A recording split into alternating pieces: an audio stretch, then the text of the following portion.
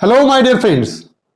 I am Dr. Wasim I Khan, Assistant Professor, Shri Shivaji Law College, Parbhani, Maharashtra, India.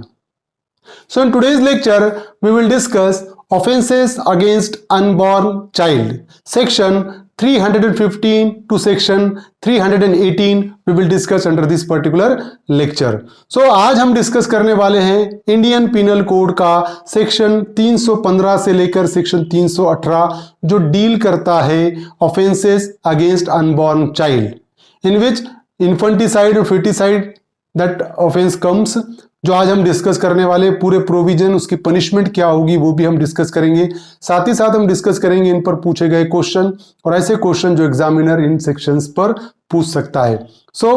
Let's start the topic.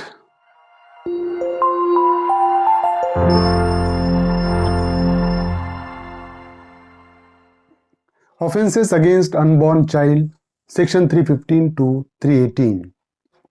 Section 315 deals with act done with intent to prevent child being born alive or to cause it to die after birth.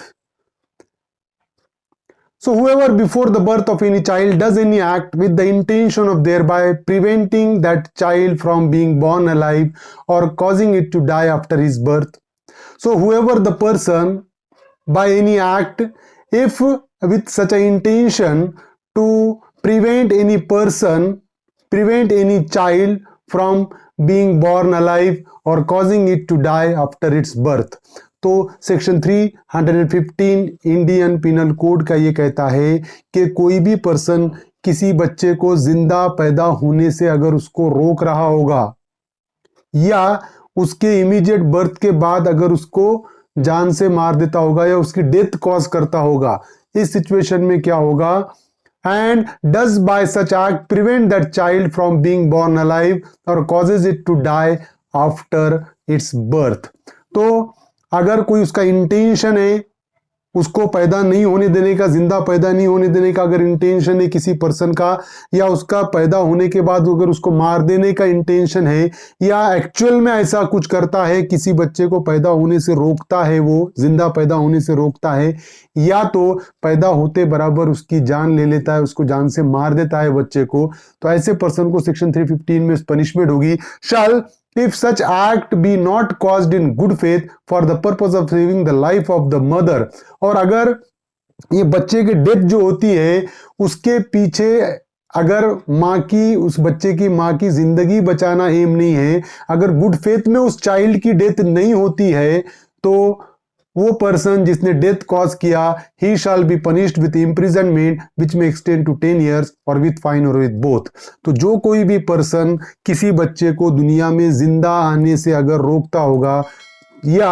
उसके पैदा होने के बाद अगर उसकी जान ले लेता होगा, और अगर ये जान लेना या जिंदा उसको पैदा होने से रोकना, अगर ये वुमन जो माँ है उसकी, अगर उसकी लाइफ बचाने के लिए अगर किया गया होगा तो ऐसा कोई ऑफेंस नहीं होगा। लेकिन अगर वुमन की लाइफ बचाना एम नहीं है पीछे और किसी बच्चे की डेथ कॉज करता है कोई पर्सन या उसको दुनिया में जिंदा आने से रोकता है, तो ऐसे पर्सन को पनिशमेंट होगी सेक्शन 315 में, और पनिशमेंट होगी imprisonment which may extend to 10 years और विथ फाइन और विथ बोथ, 10 साल तक की सजा, फाइन या दोनों भी हो सकता है। Now section 316 causing death of quick unborn child by act amounting to culpable homicide.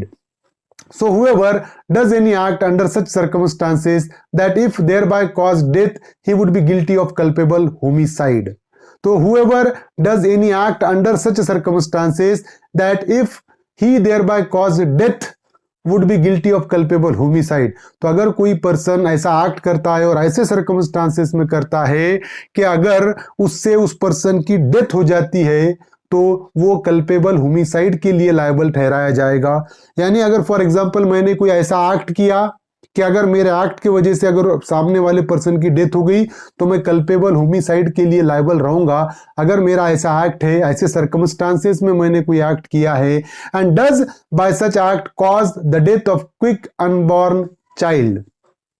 या मेरे एक्ट के वजह से किसकी डेथ हो रही है? क्विक अनबॉर्न चाइल्ड, जो कि for example he is in the वूम of mother, and जो पर्सन, जो बच्चा माँ के फिटस में है,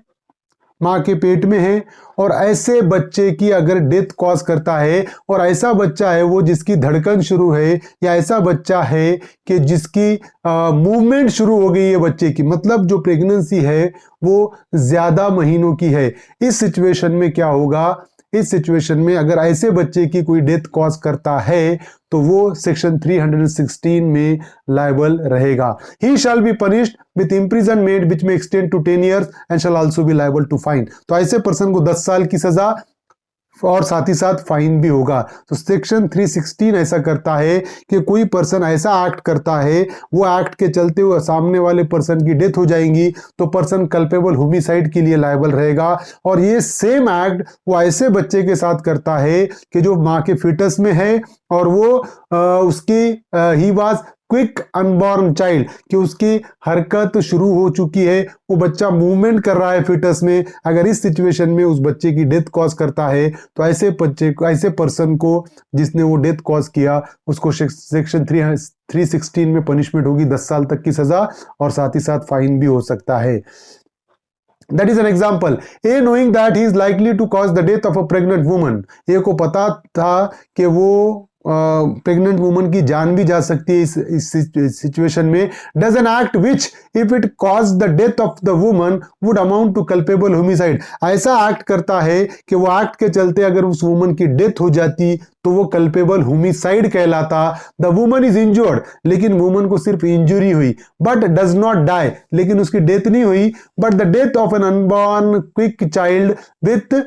which she is pregnant is thereby caused, A is guilty of the offense defined in this section। तो यहां पर क्या हुआ कि फॉर एग्जांपल कोई प्रेग्नेंट वुमन है और प्रेग्नेंट वुमन पे कोई अटैक करता है इस नीयत से, और उसको पता है कि अटैक ऐसा है कि उसकी जान भी जा सकती है, और अगर जान गई तो कल्पेबल होमिसाइड के लिए लायबल रहेगा पर्सन। लेकिन उसकी जान ना जाते हुए, उस प्रेग्नेंट वुमन की जान ना जाते हुए उसको इंजरी होती है, और वो इंजरी के चलते, वो इंजरी के वजह से जो अनबॉर्न क्विक चाइल्ड है, जो माँ के फिटस में, जो उसके वूम में बच्चा था, उसकी डेथ हो जाती है, तो उस सिचुएशन में ऐसे पर्सन को सेक्शन 316 में पनिशमेंट होगी 10 साल के लिए। फॉर एग्जाम्पल अगर कोई प्रेग्नेंट वुमन है और उसकी जान लेने के लिए किसी ने उसके स्टोमक पे या उसके पेट पे अगर कोई लात मारता है, लेकिन होता ऐसा है कि उसकी वुमन की जान नहीं जाती है, लेकिन जो बच्चा उसके पेट में है उसकी डेथ हो जाती है, तो ऐसे पर्सन को सेक्शन 316 में पनिशमेंट होगी। Now section 317, exposure and abandonment of child under 12 years by parent or person having care of it. So whoever being the father or mother of a child under the age of 12 years or having the care of such a child,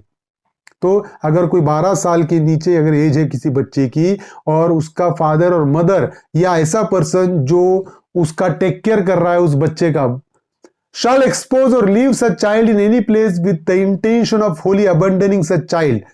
उस person को, उस बच्चे को अगर for example उसके father and mother या ऐसा person जो उसका केयर करता है वो छोड़ देता है ना, shall expose or leave such child in the place with the intention of wholly abandoning such child, और उस बच्चे को छोड़ देते हैं इस इरादे से कि उसको छोड़ ही दे हम, like that,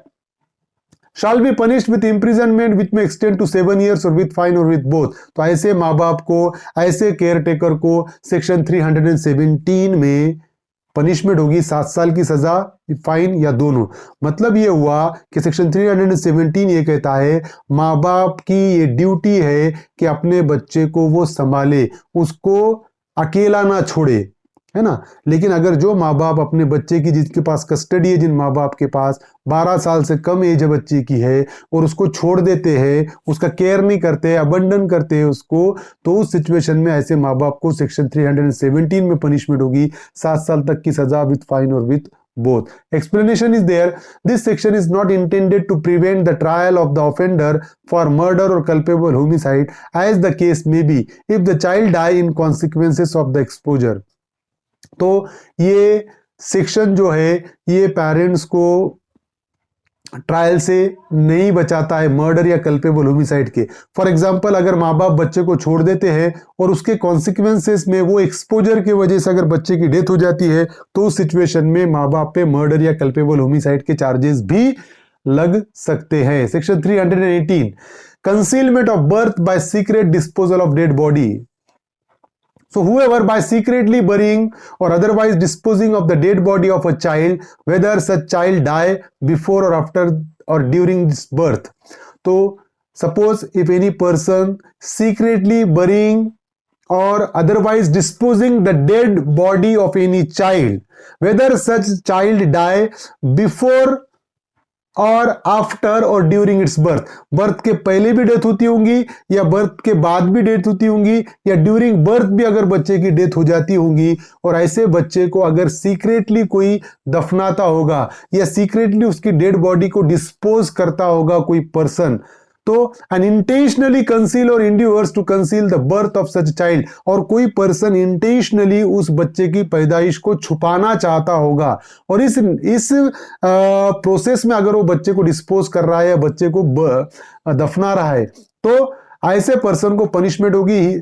shall be punished with imprisonment of either description for a term which may extend to 2 years or with fine or with both। तो ऐसा पर्सन जो किसी बच्चे की डेड बॉडी को, जो कि बच्चा पैदा होने के बाद मरा हो या पैदा होने के पहले मरा हो या पैदाइश के दौरान मरा हो, ऐसे बच्चे को अगर दफना रहा है या उसकी बॉडी को डिस्पोज कर रहा है सीक्रेटली उसके बच्चे की पैदाइश को छुपाने के इरादे से, तो ऐसे पर्सन को पनिशमेंट होगी सेक्शन 318 में 2 साल तक की सजा विथ फाइन और with both. So these are the particular section which we have discussed. I hope you understand this topic. If you understand this topic, please subscribe my channel, hit the notification button, hit the like button and share this video with your friends. Thank you very much.